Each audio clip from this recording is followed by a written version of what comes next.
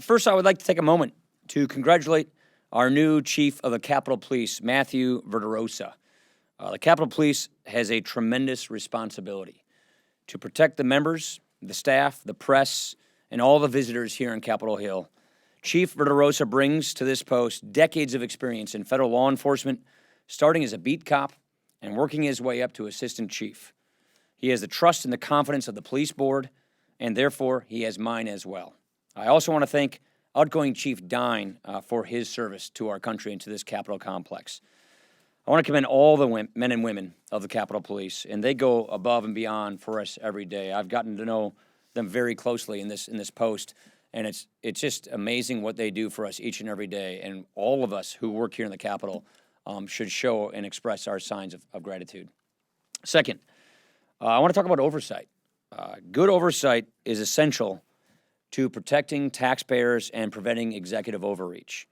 Just this week, the Appropriations Committee held a hearing to press the VA Inspector General on the poor care our veterans are receiving. Members of Congress filed an amicus brief to support the states in their effort to stop the president's war on coal. Natural Resources held a hearing on the Puerto Rico debt crisis. Energy and Commerce announced that it will hold a hearing on the Zika virus next week. The Select Panel on Infant Lives announced that it will hold its first hearing next week. And because the work of our Armed Services Committee, the president was forced to reveal his plan to try and transfer terrorist detainees to American soil. That's just half a dozen examples of things we're doing each and every day here in the House Republican Caucus to hold this administration accountable for the American people. Now, of course, we're focused on not just being an opposition party. We are focused on being a proposition party. That's why this week we are taking the next steps in developing a bold agenda that we will present to the American people. Our task forces are releasing their mission statements that will lay out the goals and the principles which will guide their work. And we are holding forums for our members to offer their ideas. This is truly a bottom-up process. If you go to speaker.gov/ConfidentAmerica, you can read the mission statements and track the progress of this project. With so much at stake this fall, we need to unite conservatives around a bold agenda that we can give the country a clear choice. You will hear me say this all year long. We don't like the track the country is going on. Most people agree with us. We feel obligated to offer the American people a very clear and compelling choice so they get to decide the direction the country is going to head, and we want to offer a better way forward, and that's what this is all about. With that, be happy to take your questions.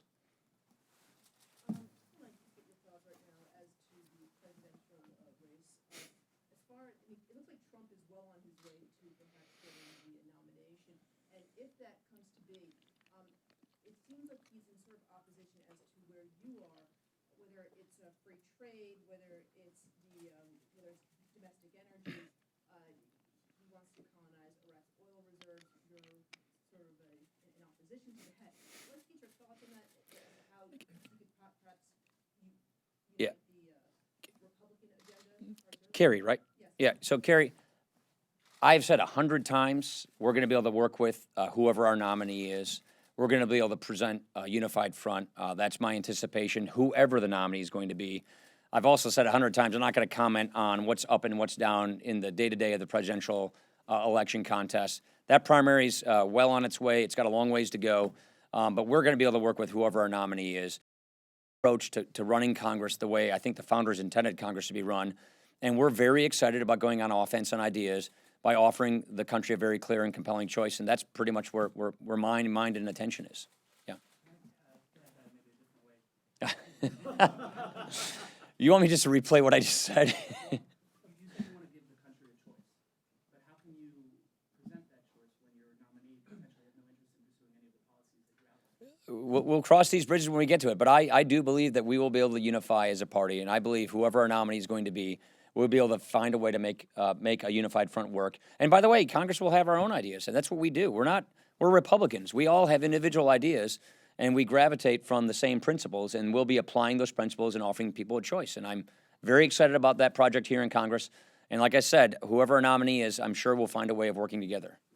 Mr. Speaker, a lot of people think that the reason there's this dissonance in the electorate, both on the Democratic and the Republican side, is because people are in Washington overpromised. They saw that with the Tea Party movement in 2010. I know we're still trying to deal with health care and so on. Right. But when you you talk about laying out these broad strokes of agenda. You said, you know, many of these things we might not be able to pass this year, but isn't that the problem? I understand the mechanics of not passing, but isn't that kind of You're right about that, Chad. leading these voters down that primrose path Yeah. again, and they say, look, here you go again. Yeah, so I find half the time, whether it's Lincoln Days or listening sessions, kind of explaining the way our Constitution works, giving civics lessons. Some people may have led others to believe that just with Congress we can rewrite laws, or just with Congress we can overturn laws we didn't like. You got to remember, President Obama came in with a supermajority. He came in his first term, half of his first term, Nancy Pelosi was Speaker of the House, Harry Reid was Majority Leader with 60 votes in the Senate. And they were able to cram through a liberal progressive agenda on an unsuspecting country, and the rest is, as we say, a history.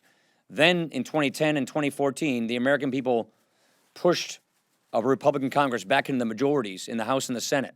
Now we're doing everything the Constitution allows us to keep this administration honest, to hold them accountable, to stop bad ideas from getting worse and following forward.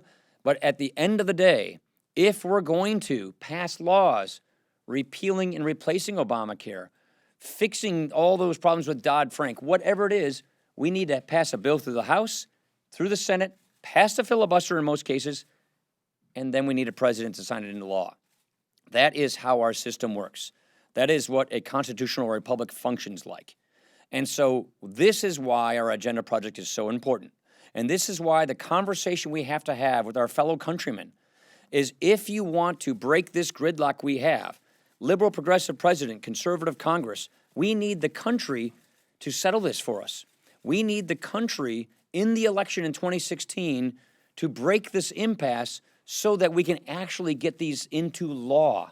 A lot of people, myself included, are extremely frustrated.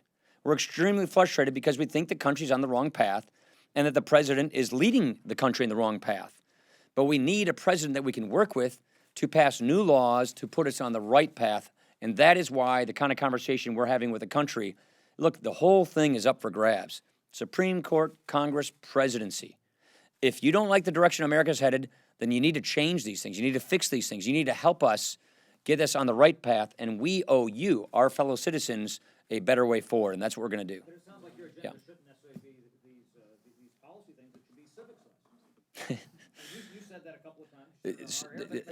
That seems to be the difference. Sure, but again, we need a president that will sign good bills into law and not a president that will thwart our efforts like we have right now, or a president signing bad bills into law with a bad Congress. Following up, Francine Kiefer, the Christian Science Monitor. Following up on Chad's question,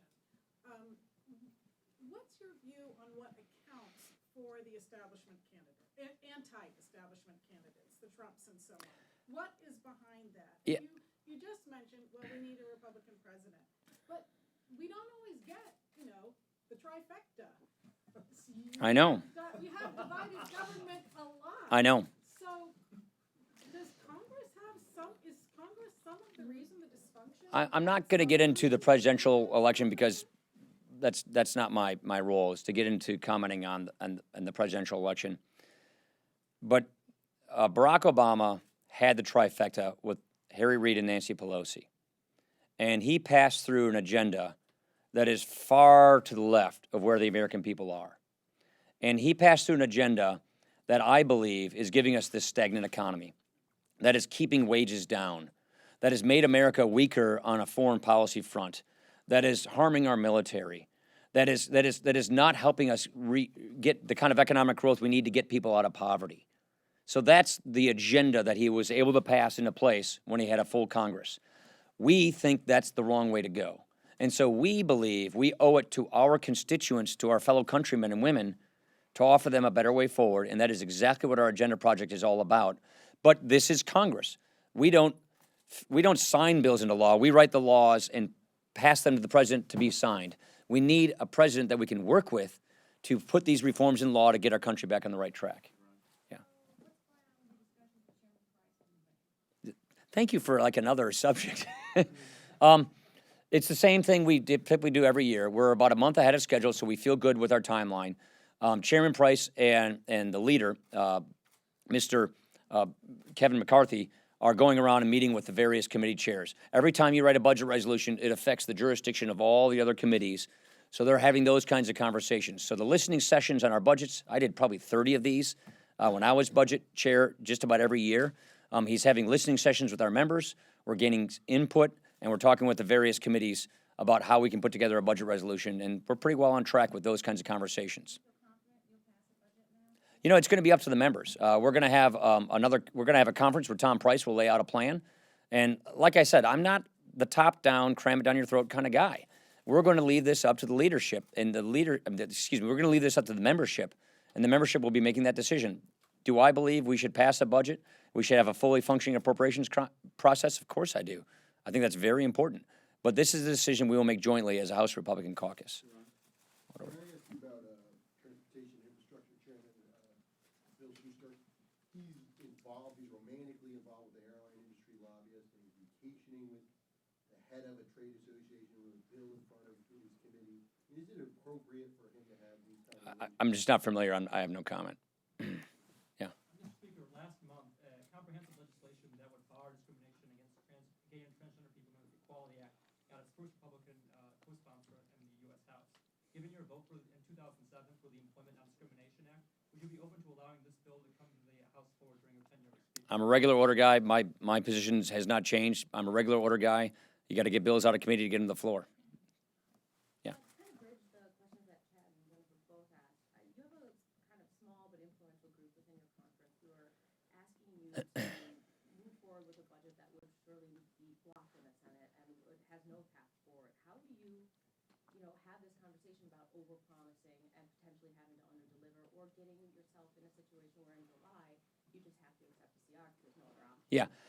We're going to have a lot of different budgets. There are always a number of budgets that are to the right of the House Budget Committee product. That's been the case as long as I can remember. So I expect an RSC budget and maybe some other budgets that will be more to the right of what the Budget Committee produces. We do that every single year. Luke. You're a studious guy. You are chairman of the convention. There's a lot of delegate scenarios. Have you versed yourself in No. delegate allocation, and do you plan on doing that? No, I have not versed myself in it. It's the House rules. I see this as more of a ceremonial role that I have, and no, I'm busy trying to make this place work. All right, thanks, guys.